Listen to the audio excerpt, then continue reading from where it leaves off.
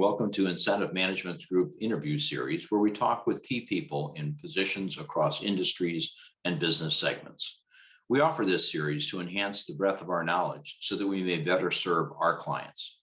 And then we share these interviews with you, our audience, to enhance your knowledge of business segments that you may not get exposure to on an everyday basis.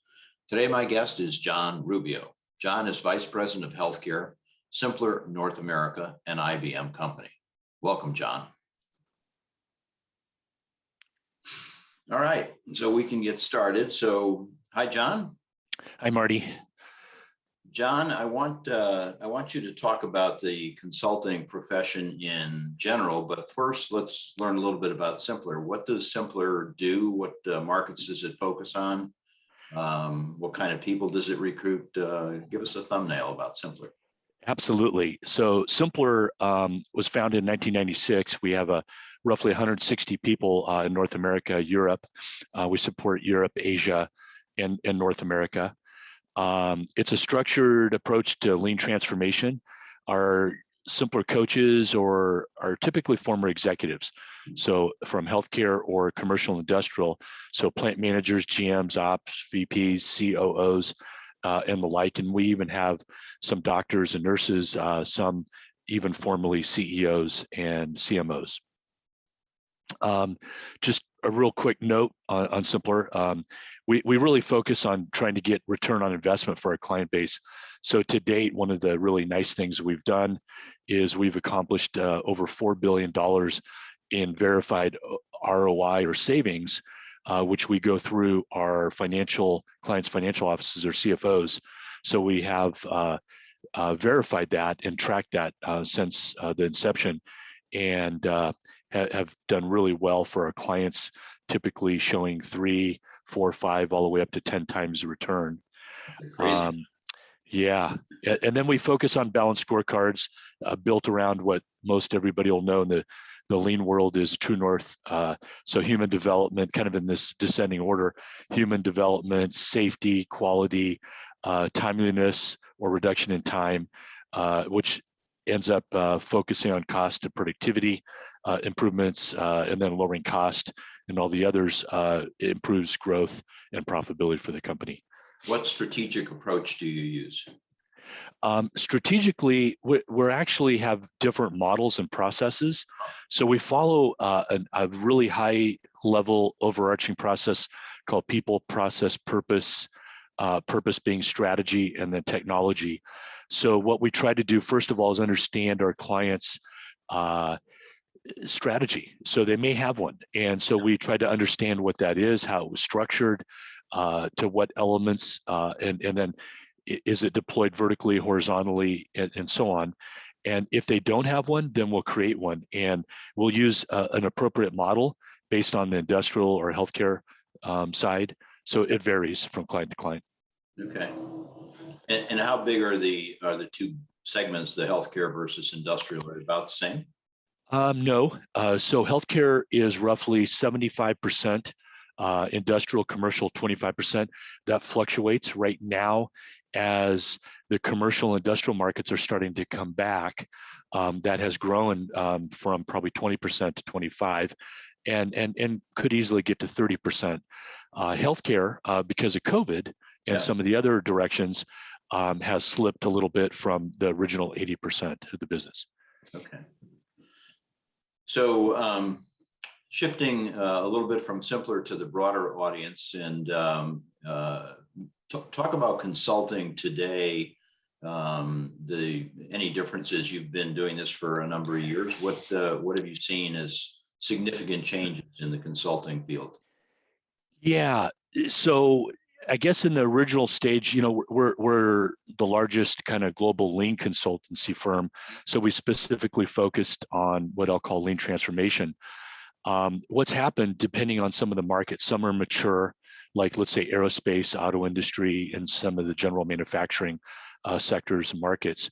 Healthcare, it's I won't say it's mature, but it's maturing. On the payer side, like insurance side, and other markets and subsectors, it's emerging. So what's happened is you have most clients have a depth of knowledge. So we're starting to expand into other products. That's where the technology components come in. So on the healthcare side, for example, there's a lot of data and analytics, AI solutions that are now almost being required, taking clean data in general, and then there's a plethora of data in healthcare, for example, but what data do we want to use and how do we use that to effectively improve the operational components and eventually the profitability of the organization. So the idea is it's grown in forms of technology, but also in the service side. So we're doing more and more, to your first question about strategy, more work in the strategy side on the strategy components versus maybe traditional lean tools and just various components of tools. So it's grown from tools to more of a structured approach beyond the process to really look at culture change management, leadership development, leader standard work, to the other components of analytics and technology and the plays in between, if you will. So it's become more mature. Yeah. So switching gears, who is John Rubio, the businessman, and John Rubio, the father, the husband, the friend? Sure. Well, I've been married for 30 years, so my wife has been very patient with me as I've traveled. I've actually traveled to 56 states, or worked in 56 states, paid taxes, I think, in 54, and then 17 countries now. So my wife has been very patient. I have a son who's a senior in high school this year, who is on the path of wanting to be a doctor. So he's doing a great job of kind of securing his GPA and other elements in school to get to that program. And I think just being involved with healthcare too is probably helping a little bit. Yes. So he's got a good guidance counselor to get him a job when he gets out, I suppose. Oh yeah, and then with the client base, we work in a lot of the C-suite, so Yes. we have a lot of clients. Have been very helpful as well. But we enjoy traveling, of course, backpacking, camping. We love the Southwest. We reside in California. We've lived in 6 different locations around the country, and then have kind of what we think is finally settled to some extent in California. And then as I look forward to retirement, we're not quite sure where we're going to end up, but could be somewhere in the West to the Southwest, but that's still open. You have a varied and somewhat distinguished educational set of experiences. Tell us a little bit about that. Yeah, I started off like a lot of other folks, in undergraduate work. It was in production operations management, so POM. It's a version of operations and industrial psychology. Really enjoyed the industrial psychology and industrial engineering components, and got into management, which led me to the business side. So I've continued to pursue. So as I was relocated for job opportunities and moved around in different organizations, typically the same company, but the companies merged through private equity. And Right. so I worked for different groups. And as I got into private equity and moved to take over different operations, I continued to attend various schools like Clemson for textile engineering and textile management, textile sciences, because I was producing textiles in the automotive industry. But I also pursued other components. I worked and took leadership programs at Harvard and other schools as I traveled around the country. So, and lived in different locations. So one of the topics that we're going to talk about today, we can tag it on here because of your educational experience and so forth, is staying current in your field. How does that work for John Rubio? Yes, that's always a challenge. One of the great things about our parent company, IBM and IBM Watson, along with Simpler is a lean organization, so we believe in continuous learning. So we've always had programs since I've been with Simpler for the last 20 years to really focus on continuous education and continuous learning.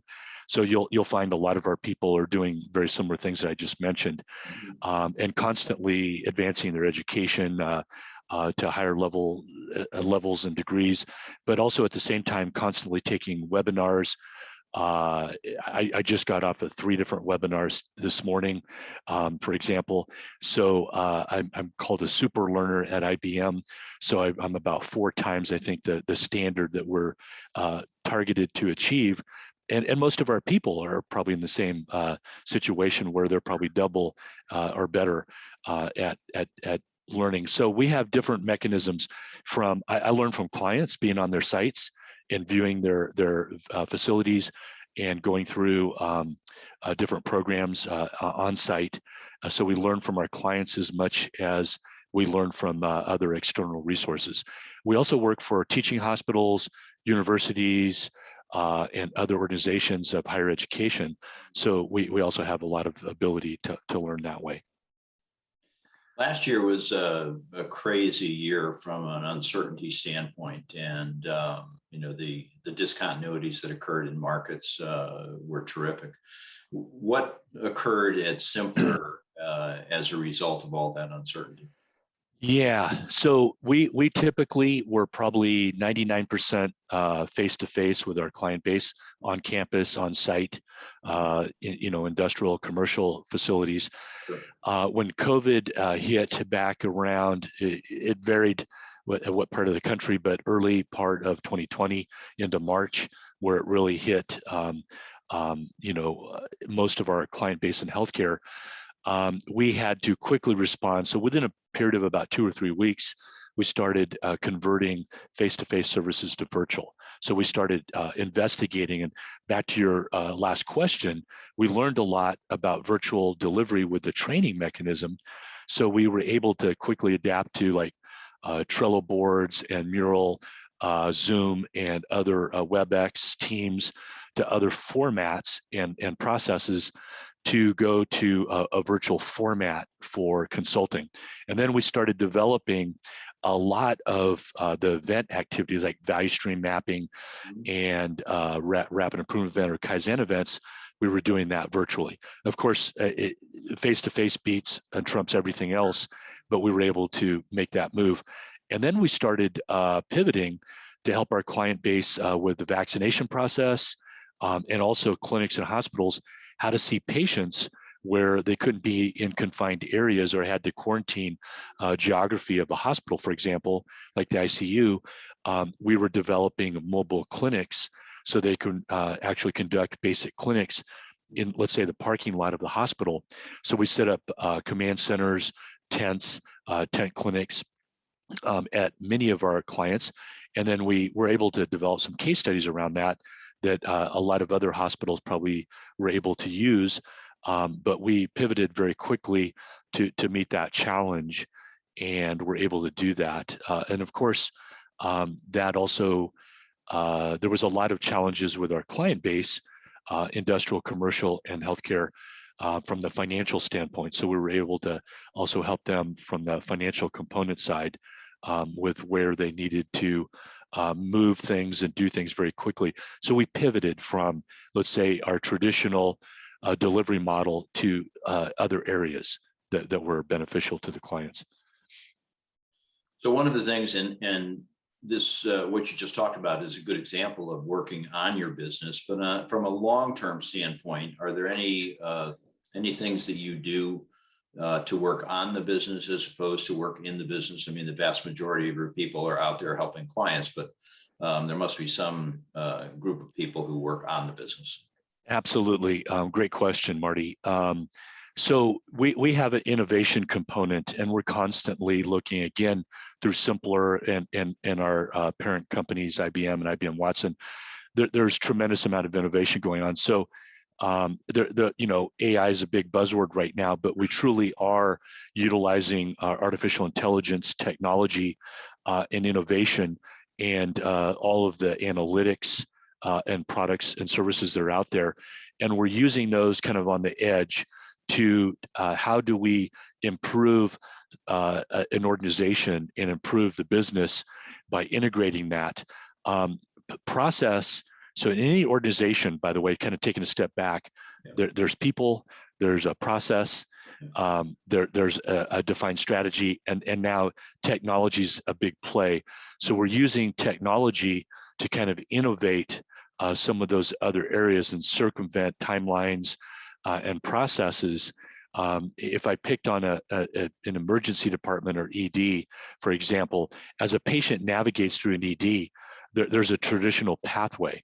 But what's starting to happen from a technology and the innovative standpoint is those pathways are now being integrated by what we'll call, let's say, a total supply chain. So the payers and providers are merging together and bringing these organizations and their technologies and processes and services together to reduce that pathway for the patient, which over a period of time reduces cost to the patient and all the other constituents and stakeholders, but also improves the quality, safety, and some of the other components. So it also reduces the timeline.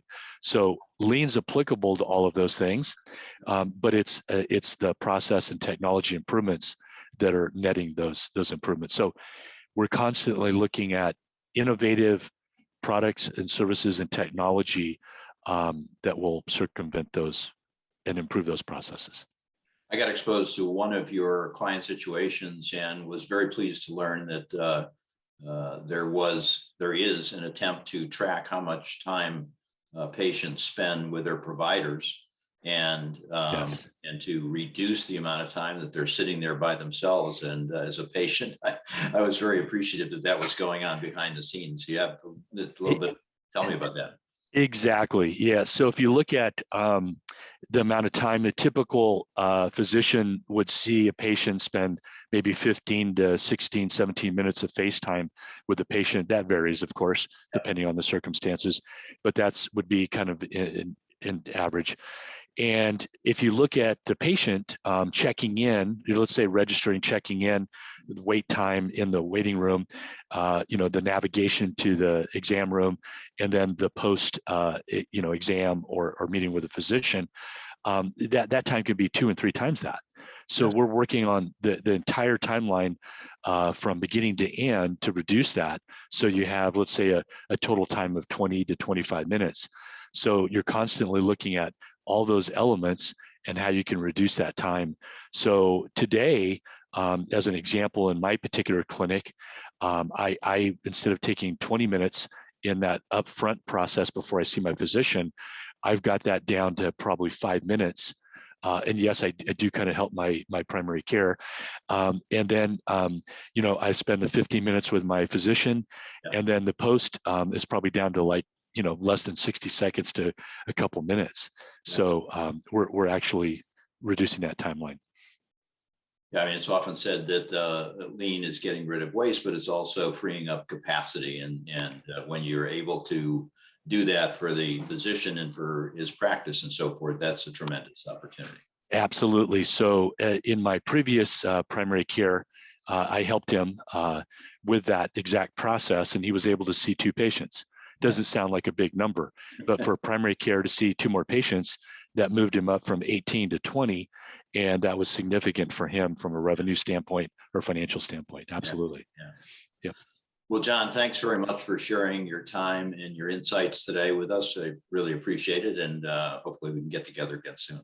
Thank you, Marty. Appreciate it.